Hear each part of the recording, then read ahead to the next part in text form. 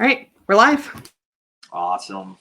What's up, guys? Shawn Bowen, Full Circle Investment Group, and wholesalingoutofthebox.com.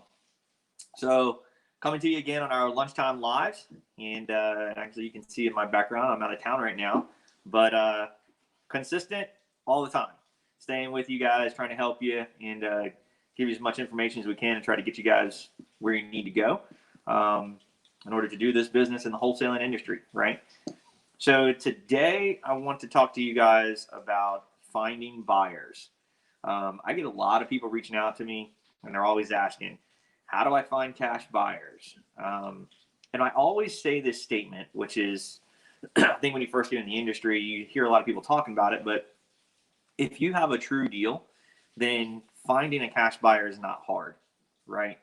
My concern that I get from most people, or I see, is that they're too concerned with building a buyer's list and then not having anything to sell them. And I think that's a big problem. I think it's more important to find deals than it is to find buyers, right? Again, if you have a true deal, there's always buyers there behind it, no matter what. That's a given, okay? Some people are teaching or have been coaching in the past that you go and ask these buyers what they want.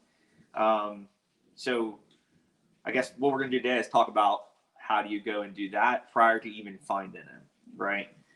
So one of the things I recommend is, if most people have it, I think some of the big popular things are the prop stream, the Zillow, and I think you can use Truly and do this as well.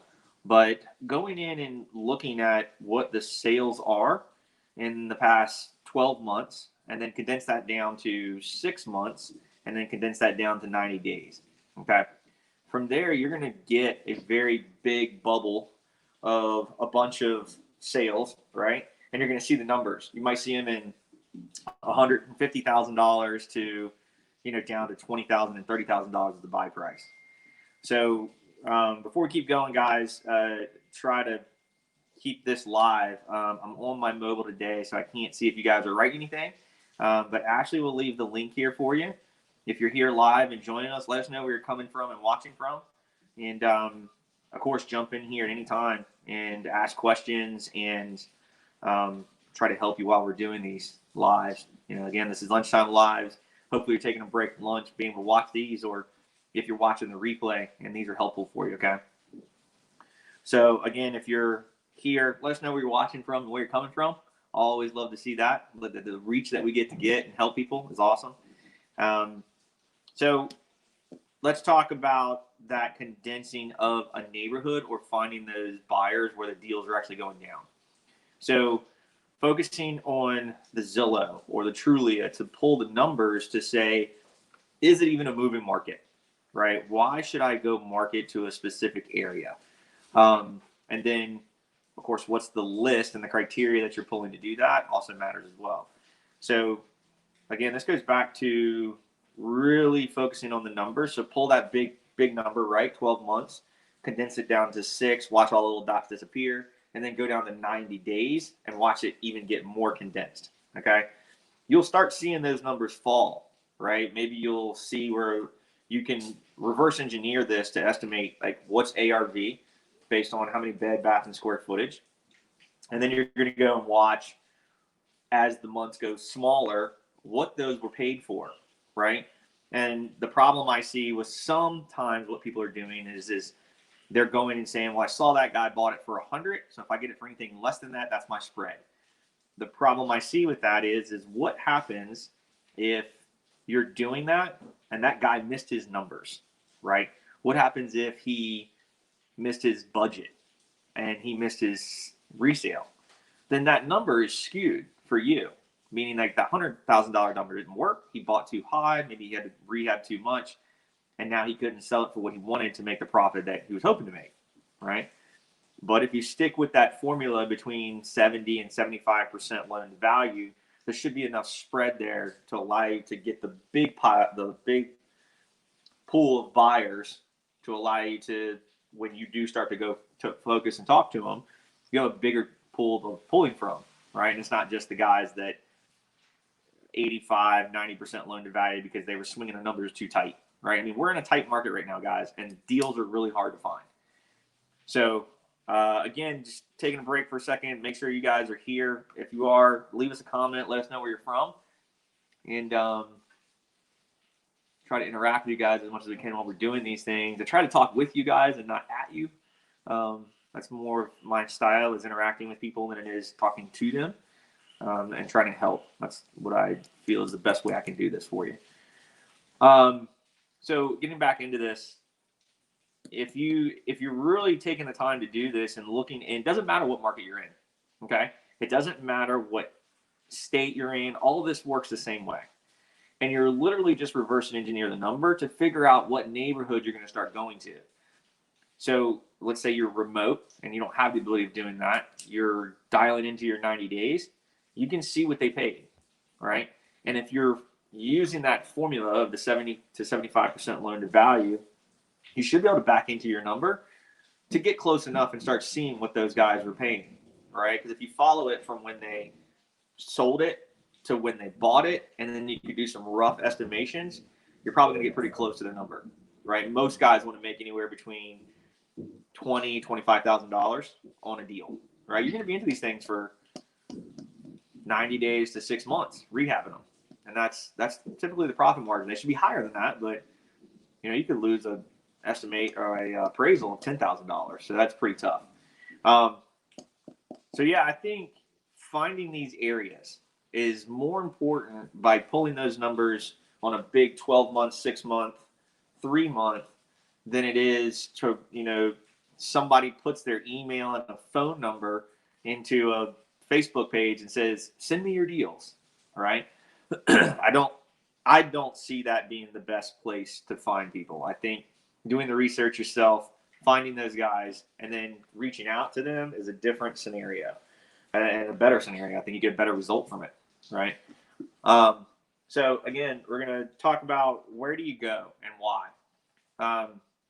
So that's the research you've done to those neighborhoods is basically got you in the 6 month to 90 day window that says, there's guys buying there. You can see the numbers, you can see the performance, right? And there's deals that are moving. You can tell in the pictures of Zillow what they look like, from fixed up to not fixed up, or just a homeowner selling their home versus a fix and flip, rehab deal. That is where you're starting to see these numbers. And then that's where you're going to go to start trying to find the areas that you're going to market to. Now, the motivation for sellers, that's another conversation. But there's guys in that area doing business because you can see their sales. You can see where they bought. You can see where they rehab. So that's where you're trying to go to find or build buyers, build cash buyer list. Okay. And the next one I say is, why do you go there? We have talked about this for a long time in our company is that we go to those areas because we know it's real. We know it's a moving market. I see a lot of people saying, I'm going to go into these really old neighborhoods where your wholesale $20,000, $30,000, $40,000 purchase price, and those might come with a $2,000, $3,000, $5,000 wholesale fee. The same headache that comes with, $80,000 to $100,000 purchase price and a $10,000 wholesale fee. It's the same headache that comes with, the 2, 3, and 5s, if not more of a headache. And I can't give you a reason why. I just know that we've done that, and usually those turn out to be less profit and more headache. They're not the good deals, and that's why we don't chase them. So again, where to go, why to go there, so that what your numbers are ahead of time. That's why you're going to these areas, because the buyers are performing. You see their numbers ahead of time. It's almost, I would say you could call it cheating the system, because you know what they're buying, right? You know the numbers ahead of time. So it's not an asking criteria. It's there in front of you. You can see what they bought, right? Now, getting a hold of them, asking those questions, we're going to do that for Thursday on the Lunchtime Live and talk about vetting. And we're going to talk about getting through that vetting process and why. But this was to talk about finding.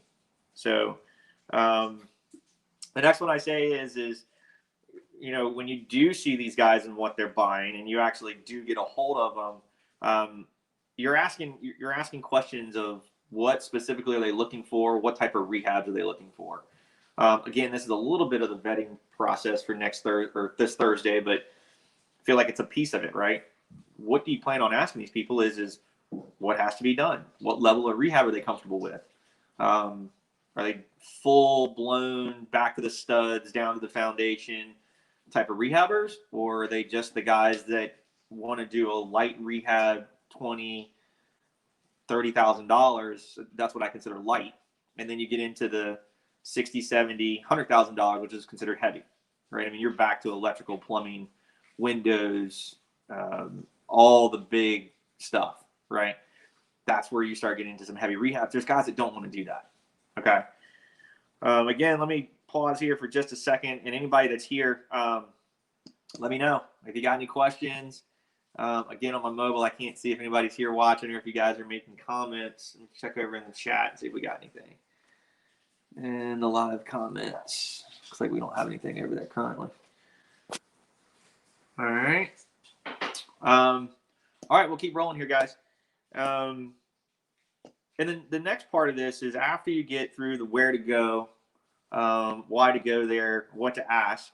The next one is how do you look up what they've bought? So going to tax record, most counties tax record usually will give you the sales history. So you'll never know what, let's say you wholesaled it, right? They wholesaled it, they bought it from a wholesaler. And let's say the wholesaler made 10 grand. You won't see that 10 grand they made, but you will see where, let's say they bought it for 80, the wholesaler got paid 10, but the actual buyer paid 70. At least you know their base number of what they paid because you'll see what it's recorded as. Knowing what your Mayo formula is and how you backed into it is where you're going to know to what your wholesale fee can be and how you got there, or how you're going to get there and selling that deal. So that's the other big part of this is looking up and verifying what those numbers look like, right? Like backing into that number based on your after repair value, your loan to value, your maybe rehab number, looking at what the finished product looked like, and then looking it up on record and seeing what they paid. You can literally reverse engineer that number close enough to where you should be able to see what they're purchasing at, loan to value wise. And then that's the simple of this is like, don't overcomplicate it. We talked about this last time with keeping the KISS method, which is keep it stupid simple, right? So you don't have to overthink this, but you can reverse engineer it to, save time and not play games. Again, I think just having a person that shows up in a Facebook group or goes to your website and says, hey, I want to be added to your cash buyers list, that doesn't qualify them at all. And again, like I said, we'll get into Thursday for that on qualifications and what needs to be done and how. But somebody just giving me an email and a phone number doesn't make them a cash buyer at all. There's a lot more that goes into that.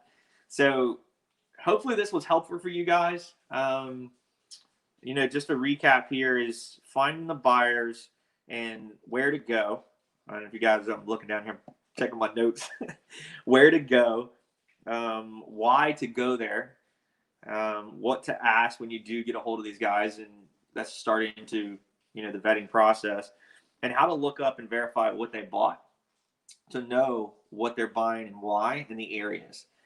Again, this reverse engineering of this is going to help you to not really worry about if you're playing games or if you have a true buyer.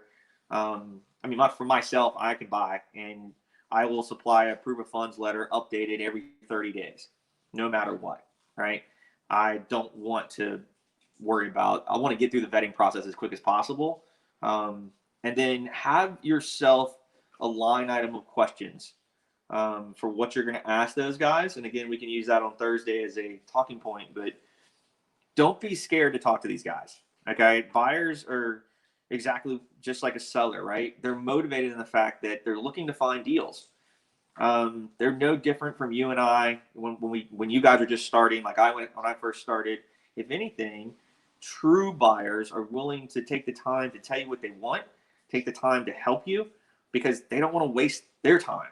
They want you to send them real deals, right? And they should be able to execute those terms based on like what you're asking for, right? There should be no question of what their loan to value is, what their typical buy price is, what their typical retail is, and then their typical rehabs.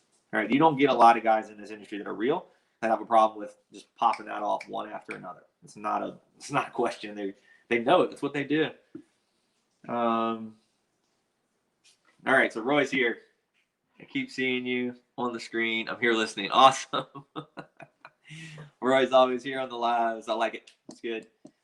So, guys, again, I try to pause here, and if there are some people that are watching, please feel free to come on and ask any questions. If you're watching this replay, please leave some comments that we can come back and help you guys with. We're doing this stream in multiple different places, multiple different Facebook groups. I think it does go to YouTube. So there's a bunch of different places that you can hopefully get this information and help you, and then give comments to us that we can try to help you respond back to and answer your questions. But I think my drive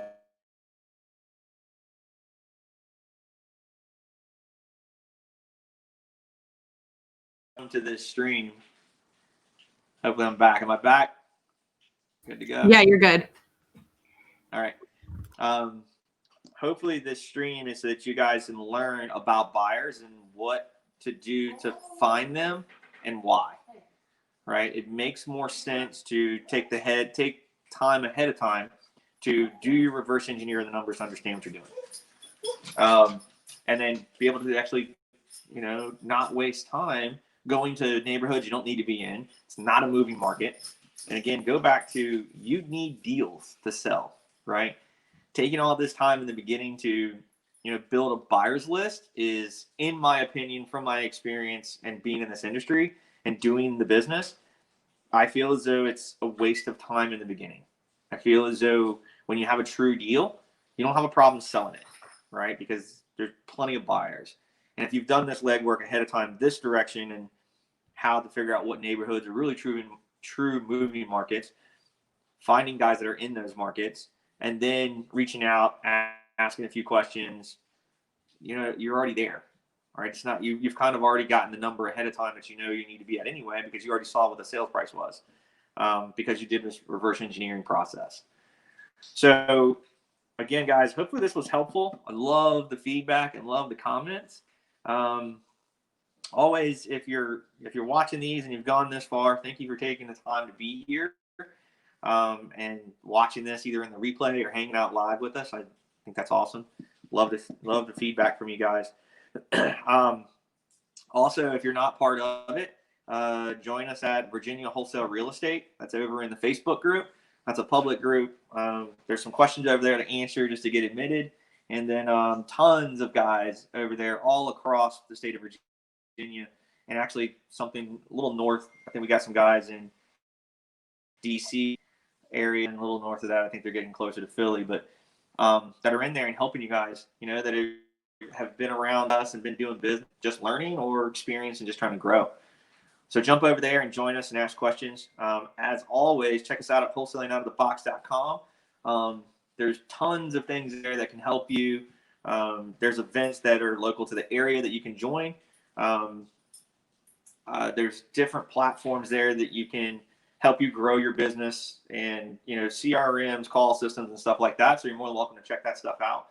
There's a call library over there that's got all of our calls from probably the past year or two on deals that we've closed and deals that we've talked about from sales talks that are really good. You'll hear calls in there from buyers, and you'll hear calls from sellers. It's just a really good helping point for those that are looking, not knowing what to say, right? What do you say to a buyer when you get them on the phone?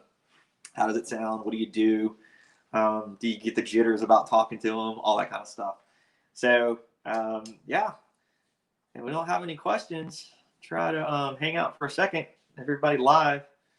And if you guys have any chat questions in the chat box or joining us on the live stream, that's what we're here for. Here to help you guys get that either first deal or get the next one.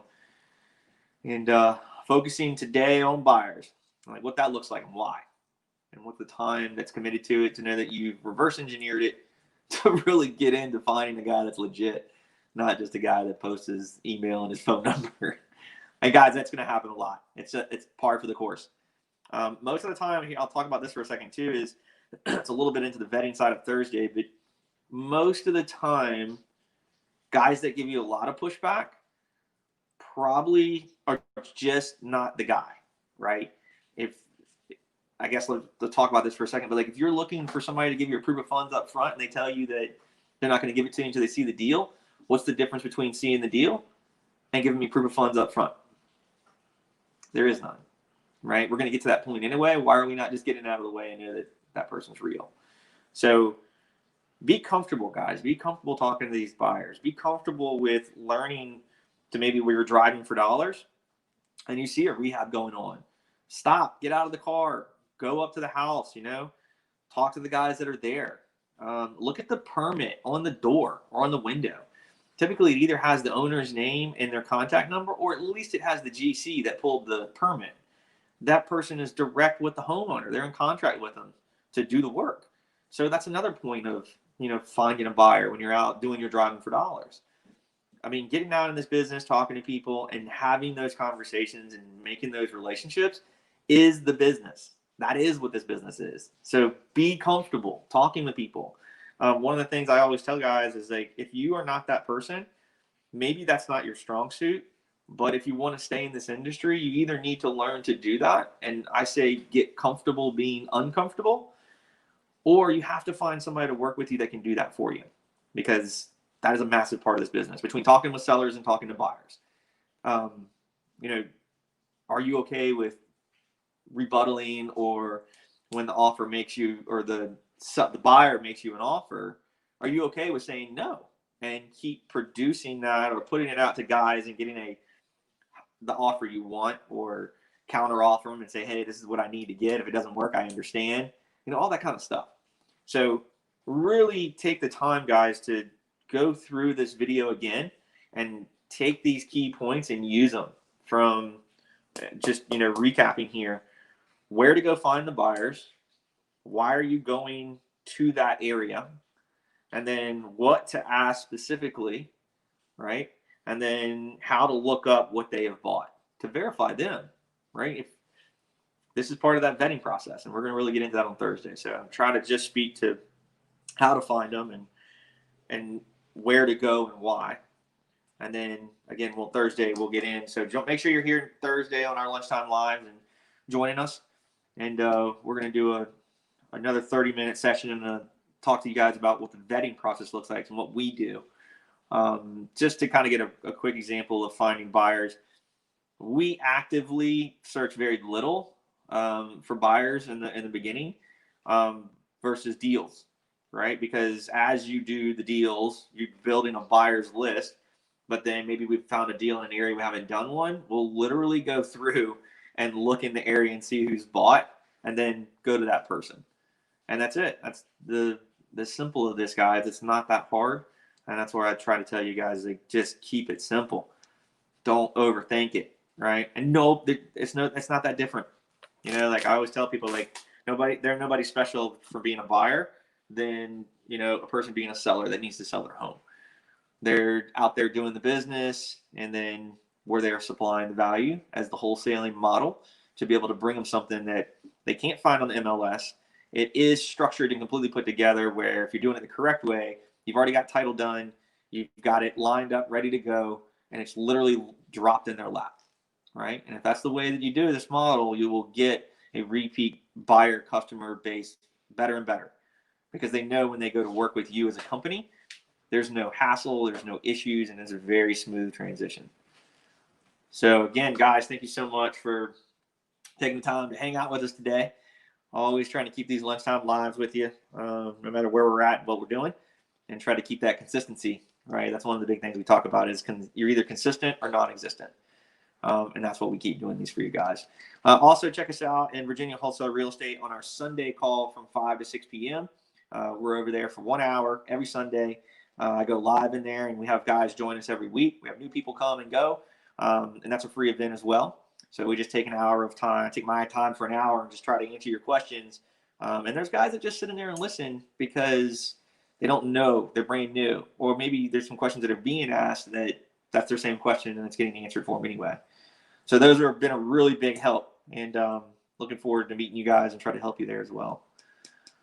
Otherwise, we don't have anybody else, Ashley. I think we're good to go. Try to slow these things down for you guys. I talk way fast. I get it. It's a lot of information and try to get it out to you guys. But sometimes I talk too quick for you. But yeah, if we're good, Ashley, Good to go. If you guys don't have any more questions, again, thank you so much for taking the time to be here. If you watched the replay this far, please leave us a comment and let us know what you think and if it was helpful. Otherwise, we'll see you next time, guys. Thanks a lot for tuning in. Later.